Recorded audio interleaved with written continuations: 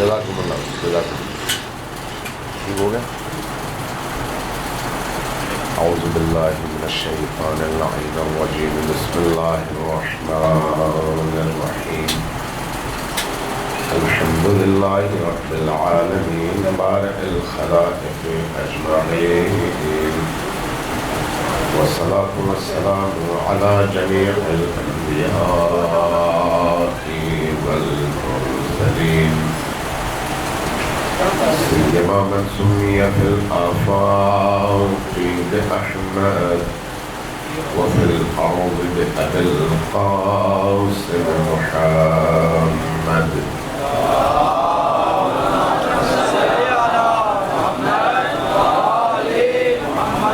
والصلاة والسلام على أولاده الطيبين الطاهرين المعصومين الميامين، واللعنة الدائمة على أعدائهم أجمعين من يوم عداوتهم إلى قيام يوم الدين. قال الحسين عليه الصلاة والسلام: إني لم أخرج أشرا ولا قدرا ولا مفسدا ولا ظالما، بل إنما خرجت لطلب الإصلاح في أمة جدي، أسير بسيرة جدي وأبي علي بن أبي طالب.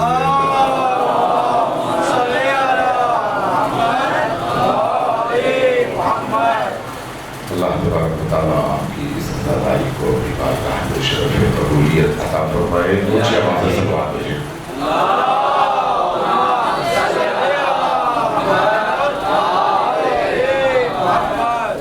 چونکہ میرا سینہ بند ہے، گلا اس وقت چوک ہے، اس لیے میں کوشش کروں گا آہستہ آہستہ کچھ گفتگو کروں اور آپ کی خدمت میں چند نکات پیش کروں اور مختصر سی گفتگو کے بعد آپ کی زحمتوں کو تمام کروں. تو آپ سے بات بھیجیے پر محمد والے.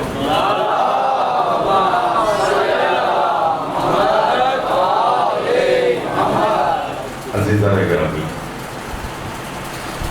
آپ اس وقت محرم الحرام میں ہیں، سیاہ پوش ہیں، غم زدہ ہے، عزادار ہے، امام بارگاہ میں موجود ہے.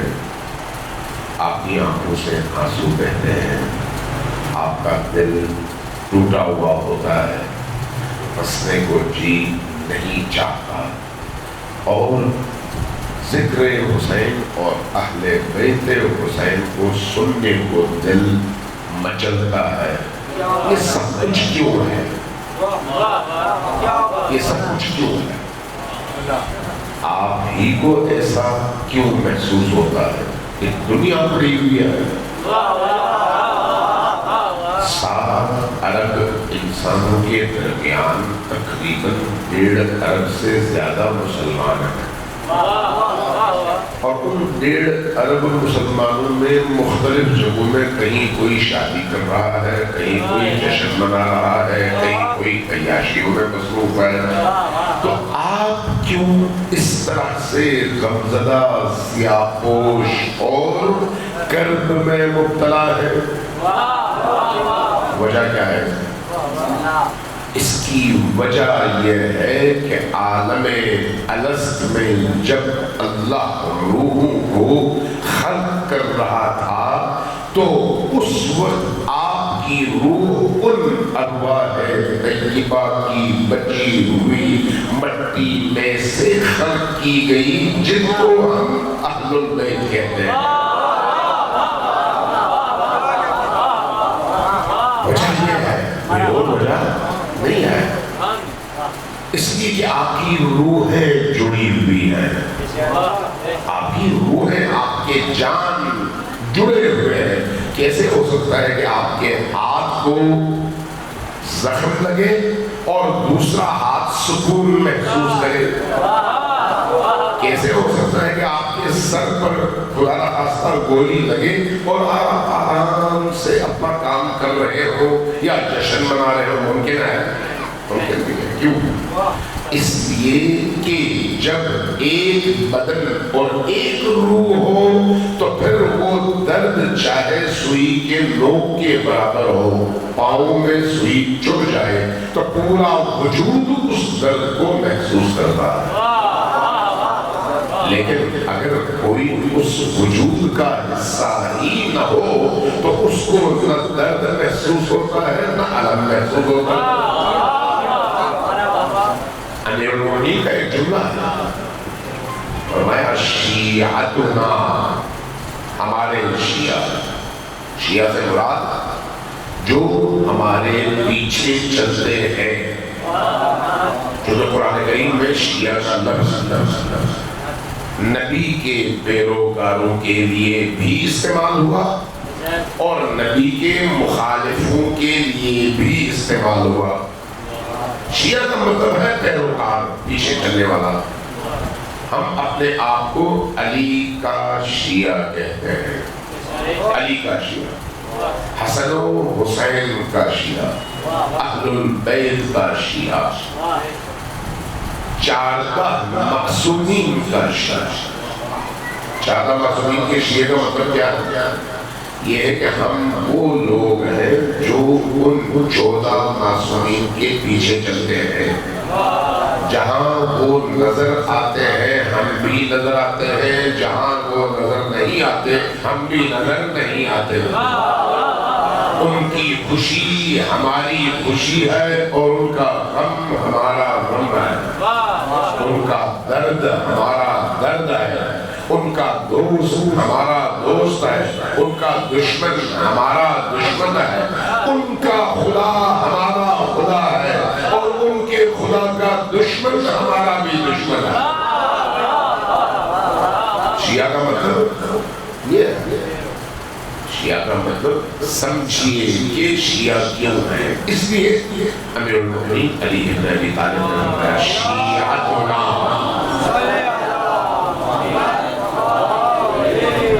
شیعتنا خلقوا من فاضل طینتنا۔ ذرا توجہ دیجیے کیسا چلتا ہے؟ شیعتنا خلقوا من فاضل طینتنا، ہمارے شیعہ وہ ہیں جنہیں ہماری بچی ہوئی مٹی میں سے خلق کیا گیا ہے۔ جس خاک سے، جس مٹیریل سے اللہ نے اہل البیت کی تخلیق فرمائی ہے، اس کی بچی، اس کے بچے ہوئے حصے سے ان کے شیعوں اور ان کے پیروکاروں کو خلق کیا گیا ہے۔ لہذا اگر وہ نور ہے تو شیعہ کا دل بھی نورانی ہوگا۔ یہ نہیں ہو سکتا کہ شیعہ اپنے آپ کو شیعہ کہے اس کا دل تاریک ہو۔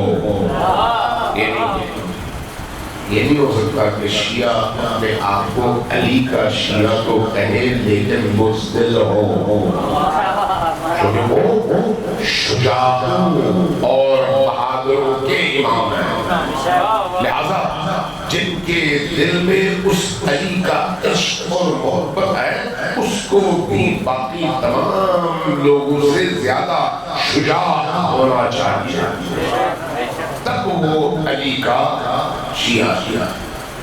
یہ ہو نہیں سکتا کہ علی میرا امام ہو اور میں کرپٹ بن جاؤں، ممکن نہیں ہے، چونکہ علی کی پوری زندگی کرپشن اور بے ایمانی کے خلاف لڑ کر گزری ہے۔ جو علی میرا امام ہے وہ کرپٹ لوگوں کو اپنے قریب آنے نہیں دیتے۔ اگر آپ غور کریں جنگ جمل کس چیز کا نام ہے؟ کرپٹ لوگوں کے علی سے دور بھاگنے کا نام، جن کو اقتدار میں حصہ چاہیے تھا۔ اور مولا امیر نے کہا کہ چونکہ تمہارے اندر وہ صلاحیت نہیں ہے کہ علی کی ولایت و امامت کے زیر سایہ تشکیل پر پانے والی حکومت میں تم حصہ دار بن سکو، اس لیے کہ علی پاک ہے، علی کے ساتھیوں کو بھی پاک ہونا چاہیے۔ اسی یہ نہیں ہو سکتا کہ میں علی کا پیروکار ہونے کا دعویدار ہوں اور میری زندگی کرپشن سے عبارت ہو، میری زندگی گناہ سے عبارت ہو، میری زندگی انحراف سے عبارت ہو۔ علی نمازیوں کے امام ہے، علی متقیوں کے امام ہے، علی پاکیزہ لوگوں کے امام ہے، علی نورانی لوگوں کے امام ہے، علی زمانے کے ولیوں کے امام ہے۔ جنہوں نے علی کی امامت سے انحراف کیا وہ معاشرے کا وہ طبقہ ہے جو چور ہے، کچکے ہیں، ڈاکو ہیں اور ہر برائی ان میں ہے، اس لیے علی کا ساتھ نہیں دے سکے۔ لہذا علی اور علی کے پیروکاروں کے درمیان ایک خاص نسبت ہے، اس نسبت کو پہچاننے کی ضرورت ہے، اور یہ عزاداری سید الشہداء اس نسبت کو مضبوط کرنے کا ذریعہ ہے۔ صلوات اللہ علیہ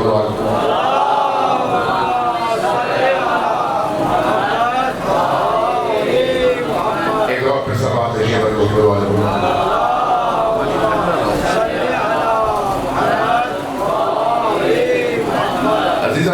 کیا فرمایا امیر المومنین نے؟ شیعتنا خلقوا من فاضل طینتنا، ہماری بچی ہوئی مٹی میں سے ہمارے شیعوں کو خلق کیا گیا ہے۔ وَعُجِنُوا بِمَاءِ مَحَبَّتِنَا، جب اس مٹی کو گوندا جا رہا تھا تو اس میں ہماری محبت اور ہمارے عشق کا پانی ملا دیا گیا، ہماری محبت اور ہمارے عشق کا پانی ملا دیا گیا۔ اس لیے فَإِذَا مَرَضْنَا، جب ہم مریض ہوتے ہیں تو وہ بھی مریض ہوتے ہیں۔ وَإِذَا فَرَحْنَا، جب ہم فرح یافتہ ہوتے ہیں، خوش ہوتے ہیں تو وہ بھی خوش ہوتے ہیں۔ جب ہم محزون ہوتے ہیں تو وہ بھی محزون ہوتے ہیں۔ جب ہم تبسم میں ہوتے ہیں تو وہ بھی تبسم میں ہوتے ہیں، اس لیے کہ روحیں آپس میں جڑی ہوئی ہیں، روحیں آپس میں جڑی ہوئی ہیں۔ اس لیے آپ دیکھیے غالباً جنگ شام والوں سے جو جنگ تھی، شام والوں سے، تو اس جنگ کا واقعہ ہے صفین میں۔ ایک دن وہ جنگ بہت پرانی ہوئی، کئی مہینے جاری رہی، تو امیر المومنین علی بن ابی طالب جب رات میں جنگ رکی اور خیمے میں آئے تو عبداللہ ابن عباس نے کہا کہ یا امیر المومنین آج آپ کو ایک خبر دینا ہوں۔ فرمایا بولو۔ کہا کہ آج میں نے آپ کی نسبت زیادہ دشمنوں کو فنار کیا اور قتل کیا ہے۔ مسکرائے امیر المومنین، مسکرائے متبسم ہوئے۔ کہا کیسے؟ کہا کہ آپ نے اتنے دشمن مارے، میں نے اتنے دشمن مارے، آپ کی نسبت زیادہ مارے۔ امیر المومنین مسکرائے، کہا کہ تم صحیح کہتے ہیں کہ ایسا ہی ہے، لیکن مجھے اور تمہیں ایک فرق ہے۔ پوچھا فرق ہے؟ کہا کہ تم نے ہر سامنے آنے والے کو مارا اور میں نے ہر سامنے آنے والے کی 7 نسلوں تک دیکھا کہ کس کی نسل میں میرا کوئی محب پیدا ہوتا ہے، جس کی نسل میں آخر میں جا کر بھی کوئی ایک محب اگر تھا تو میں نے اس کو مارا نہیں، چھوڑ دیا۔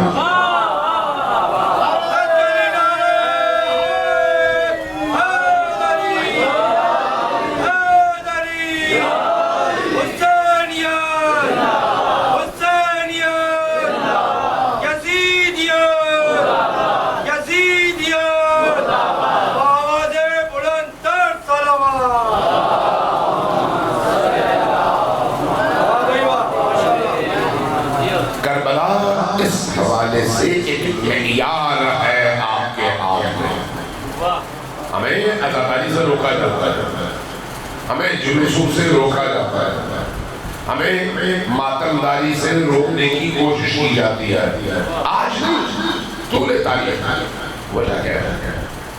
وجہ یہی ہے کہ جب آپ سیاہ پوش ہو کر، غم زدہ ہو کر، پرچم کربلا ہاتھوں میں اٹھا کر شہروں میں آبادیوں میں نکلتے ہیں تو یہ کہہ کر نکلتے ہیں کہ ہم آل رسول کے قاتلوں سے اپنی بیزاری کا اظہار کر رہے ہیں۔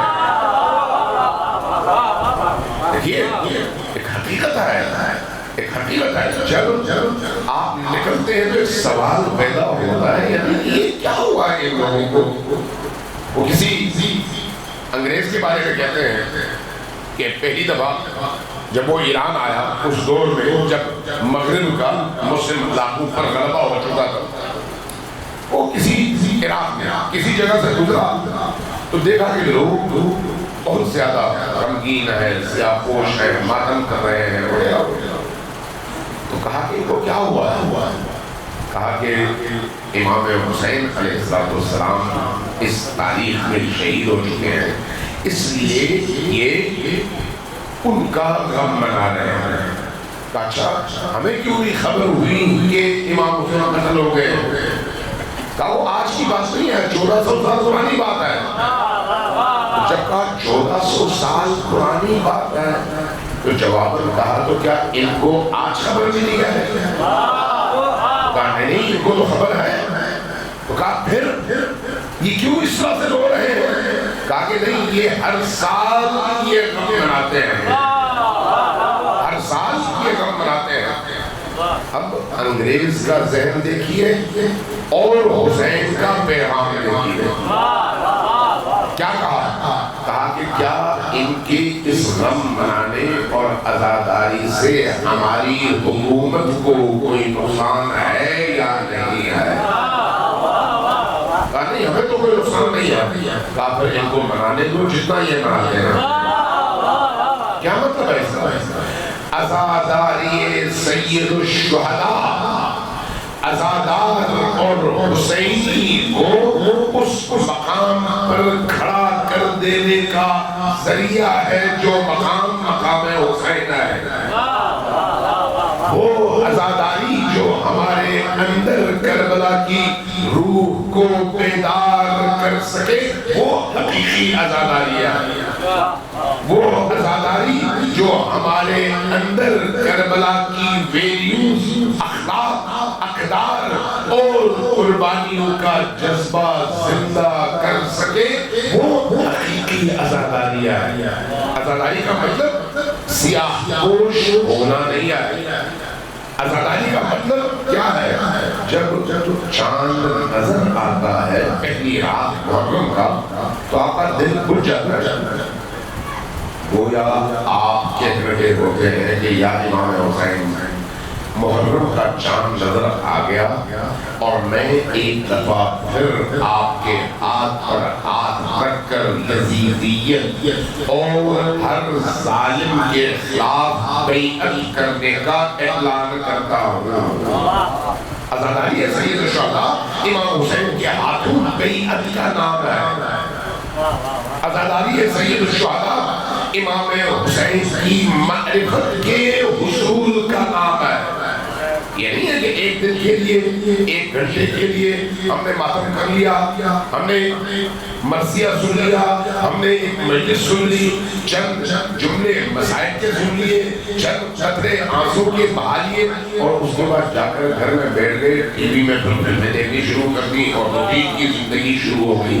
یہ عزاداری نہیں ہے، یہ عزاداری نہیں ہے۔ جب انسان کے اپنے خاندان کا کوئی عزیز ترین فرد اٹھ جاتا ہے تو انسان کا کھانا رہ جاتا ہے، پینا رہ جاتا ہے، کپڑوں کی طرف توجہ رہ جاتی ہے۔ اور رسول کریم صلی اللہ علیہ وآلہ وسلم نے اور اہل البیت نے ہمیں عزا کا جو طریقہ سکھایا ہے وہ یہ ہے کہ ان ایام میں آپ کی زندگی کا طور و طریقہ باقی معاشرے سے بدل جائے اور دنیا کو بتا دے کہ یہ آل رسول کے غم میں آزادار ہے.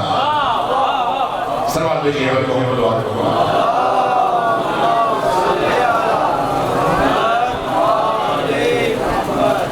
ایک دفعہ پھر سلوات بھیجیے محمد وآلہ.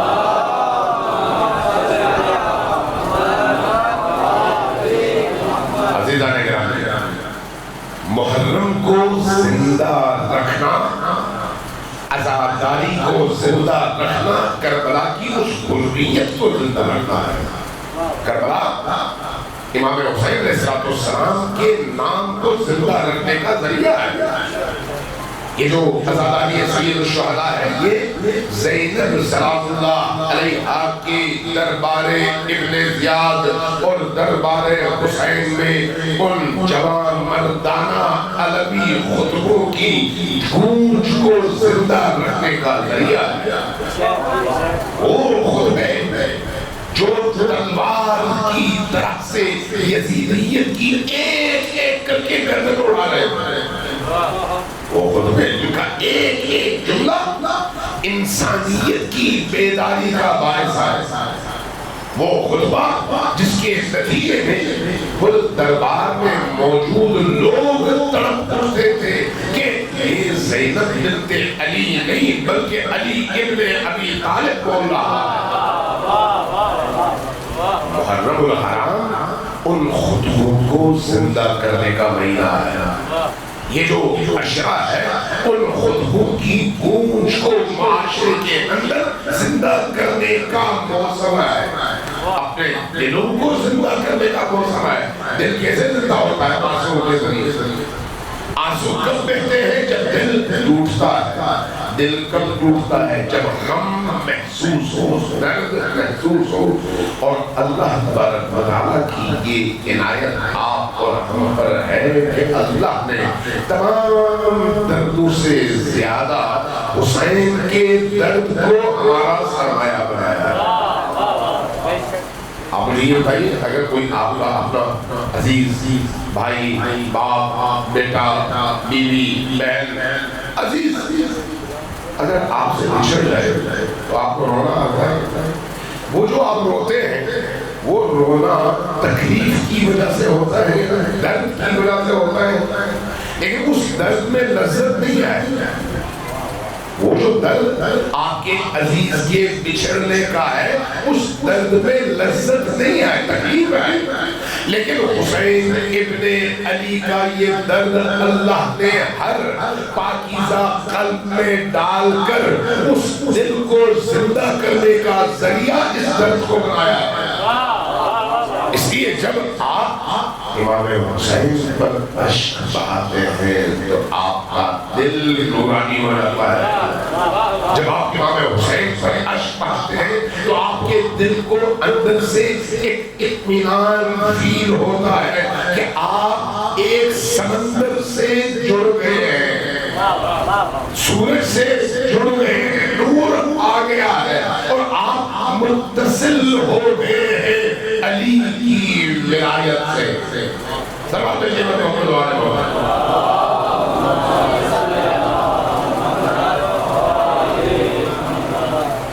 ایک دفعہ پھر سلوات بھیجیے محمد وآلہ.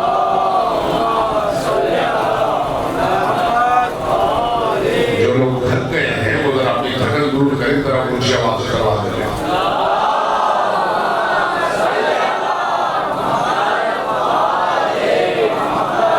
یہ جو سلوات آپ بھیجتے ہیں یہ صرف اپنے آپ کو تھکن سے نکالنے کا ذریعہ نہیں ہے. یہ سلوات اس دنیا میں اللہ کی طرف سے فرض کی گئی عبادات اور نفلی عبادات کی اگر آپ لسٹ بنا لیں تو آپ کو احادیث یہ بتاتی ہے کہ سب سے بہترین اور برترین عبادت محمد و آل محمد پر صلوات بھیجنا.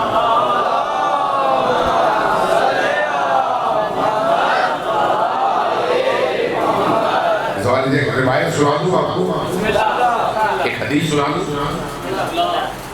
نبی کریم جب معراج پر تشریف لے گئے، اس حدیث کو امام جعفر الصادق نے نقل فرمایا.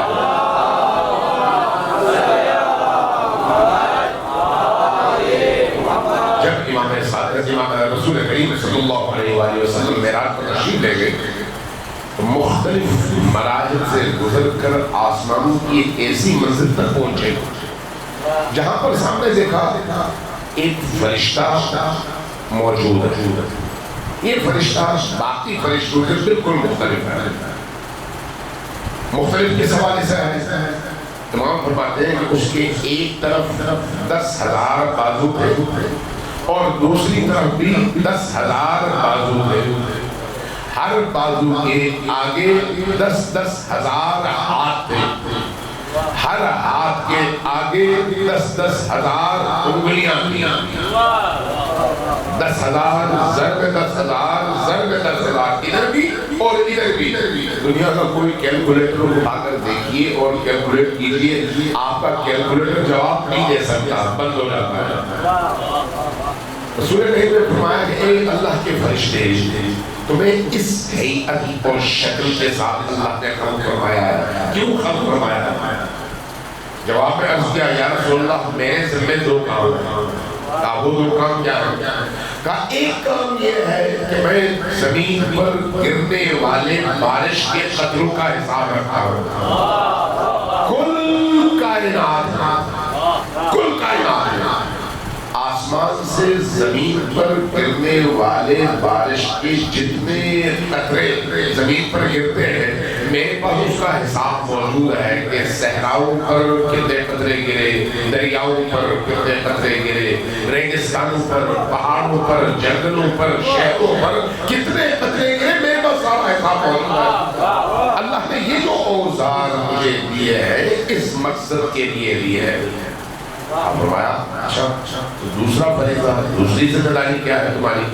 کہا کہ اللہ نے ایک اور ذمہ داری میرے قدموں پر ڈالی ہے، وہ یہ ہے کہ جب کبھی کسی محفل میں آپ اور آپ کی آل پر لوگ درود بھیجے، اس درود کا میں سب ثواب رکھوں.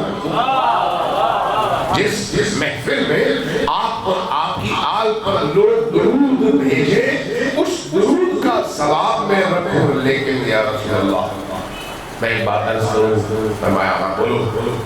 کہا کہ یا رسول اللہ میرے پاس آسمان سے زمین پر گرنے والے قطروں کے حساب ازل سے اب تک، زمین کی خلقت سے لے کر اب تک سارا حساب موجود ہے. لیکن جب کسی محفل میں آپ اور آپ کی آل پر، آپ کے امت کے لوگ، آپ پر ایمان رکھنے والے لوگ درود بھیجتے ہیں تو ایک محفل کے درود کا ثواب میں گننے سے قاصر ہوتا ہوں.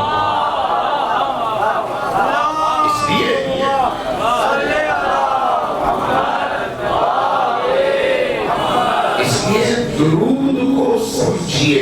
درود دل کو زندہ کرنے کا باعث ہے. درود دکھ کو دور کرنے کا باعث ہے. درود قلب کو نورانی کرنے کا باعث ہے. درود گناہوں کی بخشش کا باعث ہے. درود ہدایت کے رستے کھولنے کا باعث ہے. درود انسان کے مقام اور مرتبے میں اضافے کا باعث ہے. درود کانوں کو، آنکھوں کو، زبانوں کو، پورے وجود کو نورانی کر کے اہل البیت سے انسان کو متصل کرنے کا باعث ہے. اس کے درود بیچتے ہوئے کبھی بھی کنجوسی نہ کیجیے. صلوات اللہ.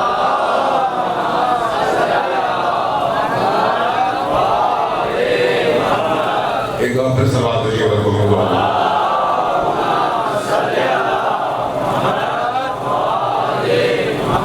ایک بار پھر صلوات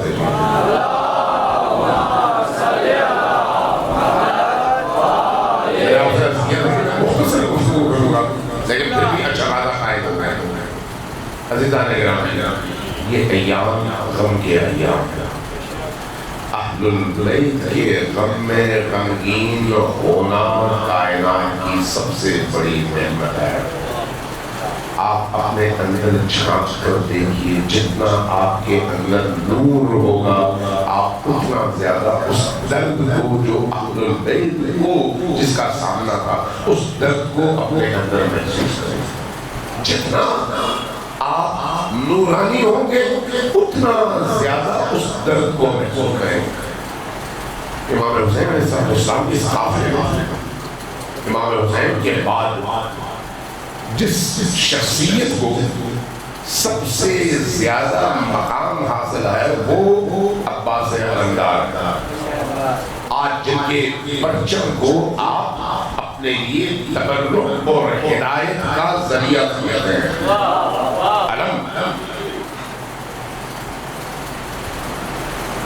علم عباس ہماری ہدایت کا ذریعہ ہے۔ کس کا علم ہے؟ عباس علمدار کا علم ہے۔ ہم اپنے عقائد کے حوالے سے جب ہم پڑھتے ہیں تو کہتے ہیں معصوم کتنے ہیں؟ معصوم کتنے ہیں؟ 14۔ معصوم کا مطلب کیا ہے؟ عصمت کا وہ مقام جس سے اوپر کوئی اور مقام نہیں ہے۔ لیکن حضرت عباس کو اللہ نے ایسا مقام دیا ہے اور ایسا مرتبہ دیا ہے جو مرتبہ اس نے معصوم کو دے رکھا ہے۔ مثلا کون سا مقام ہے؟ آپ تمام ائمہ میں جس امام کو باب الحوائج کہتے ہیں وہ امام موسی بن جعفر ہے۔ امام موسی بن جعفر 7ویں امام ہمارے۔ کون سا مقام ہے ان کا؟ باب الحوائج۔ حوائج کا مطلب کیا ہے؟ حاجات کی جمع حوائج۔ باب الحوائج یہ حوائج کے پورے ہونے کا دروازہ۔ اللہ نے وہ مقام عباس علمدار کو عطا کیا۔ اس لیے روایات کہتی ہے عباس باب الحوائج، یعنی عباس کے دروازے پر جا کر کوئی شخص خالی ہاتھ لوٹتا نہیں آیا۔ اس لیے عام طور پر مومنین عباس کے علم کے نیچے کھڑے ہو کر مولا کی بارگاہ میں سلام پیش کرتے ہیں اور عباس کے علم کے نیچے کھڑے ہو کر اللہ کو عباس کا واسطہ دیتے ہیں، باب الحوائج کا واسطہ دیتے ہیں اور اپنی مرادیں مانگتے ہیں۔ کیوں باب الحوائج؟ اللہ تبارک و تعالیٰ نے اس باب الحوائج کے لیے جو اہتمام کیا ہے وہ بھی بڑا عجیب ہے۔ ابتدا سے انتہا تک جب یہ بچہ پیدا ہوا، عباس علمدار جب ان کی پیدائش ہوئی اور لا کر امام علی ابن ابی طالب کی گود میں رکھا گیا تو امام نے جب اس بچے کو اٹھایا تو اس کے رخسار پر، اس کے ماتھے پر بوسے دیے۔ بوسے دینے کے بعد ان کے بازو سے کپڑا اوپر ہٹایا، ہٹا کے ان کے بازو کے بوسے دے کر بلک بلک کر رونے لگے۔ کون؟ علی ابن ابی طالب۔ عباس علمدار ابھی پیدا ہوئے ہیں۔ لیکن موجود لوگوں نے، خانوادے نے، خواتین نے پوچھا یا یہ بچہ ابھی پیدا ہوا ہے، آپ اس کے بازو کا بوسہ دے کر آپ رو رہے ہیں؟ فرمایا کہ ہاں، میرا یہ بیٹا کربلا میں اپنے بھائی حسین کو بچانے کے لیے اپنے یہ بازو قربان کرے گا، اپنے یہ بازو کٹوائے گا۔ اس لیے میں آج ان لمحات کو یاد کر کے آنسو بہا رہا ہوں۔ یہ وہ عباس ہے جس کو قبر بنی ہاشم کہا گیا ہے۔ یہ عباس کربلا کا سب سے بڑا ہیرو ہے، حسین ابن علی کے بعد سب سے بڑا ہیرو۔ اس لیے اللہ نے اس کے لیے اہتمام بھی یہ کیا کہ ایک روزہ اگر حسین کا ہے تو حسین کے ساتھ شہید ہونے والے 71 میں سے 70 کو حسین نے ضم کر دیا اور اس ایک کو الگ کر کے اس کا الگ سے روزہ بنا دیا۔ اس لیے حسین کا جو بھی ظاہر ہوتا ہے اس کو حکم یہ ہے کہ جب حسین کی بارگاہ پہ جانے لگو تو پہلے عباس کے دروازے پر جاؤ، پہلے عباس کے دروازے پر جاؤ۔ عباس کے دروازے پر جا کر پہلے عباس سے اجازت دو، اس لیے کہ حسین کے گھر کا دروازہ عباس ہے۔ جب آپ عباس کے حرم میں داخل ہوتے ہیں، عباس سے اجازت لیتے ہیں، عباس آپ کی کی شفاعت کرتے ہیں تو حسین آپ کی دعا سنتے ہیں. یہ نہیں ہو سکتا کہ عباس سفارش کریں اور حسین آیت اللہ رضوہ خوری کے حوالے سے ان کی سوال عمومی میں یہ لکھا ہے کہ جب کبھی نجف سے وہ پیدل جاتے تھے کربلا اور کربلا پہنچتے تھے تو پہلے حضرت عباس کے حرم کے سامنے جا کر کھڑے ہو جاتے. باب القبلہ میں آگے گیٹ ہے، باب ہے، باب کے آگے حرم کا چھوٹا دروازہ، وہ دروازہ کھلا ہوا ہوتا ہے تو سامنے زمین نظر آتی ہے. سامنے کھڑے ہو کر 3 جملے کہتے ہیں. 3 جملے بڑے عجیب اور دردناک جملے ہیں. پہلا جملہ کہتے السلام علیکہ یا شباب الحسین، اے حسین کی جوانی عباس آپ پر میرا سلام ہو. اس لیے جب تک آپ موجود تھے حسین کی جوانی سلامت تھی، حسین کی قبر سیدھی تھی. لیکن جب آپ شہید ہو گئے تو حسین کی قبر جھک گئی. اگلا جملہ اس سے زیادہ دردناک جملہ ہے.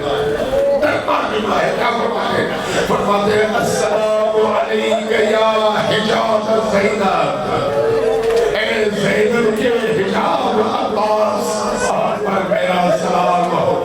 جب تک آپ زندہ تھے زینب کا حجاب سلامت تھا، لیکن جب آپ شہید ہو گئے تو زینب کا حجاب لٹنے کا وقت آ گیا. اور تیسرا جملہ عجیب ہے اور دردناک. فرماتے السلام علیکہ یا ساق السکینہ، اے سکینہ کے ساقی عباس آپ پر میرا سلام ہو. جب تک آپ زندہ تھے سکینہ کی العطش کی آوازیں بلند تھی، لیکن جب آپ شہید ہو گئے تو سکینہ اپنی پیاس بھول گئی. کربلا کے بچے اپنی پیاس بھول گئے. اب اگر کسی کو یاد تھا تو یہی تھا کہ عباس اٹھ گئے، عباس شہید ہو گئے.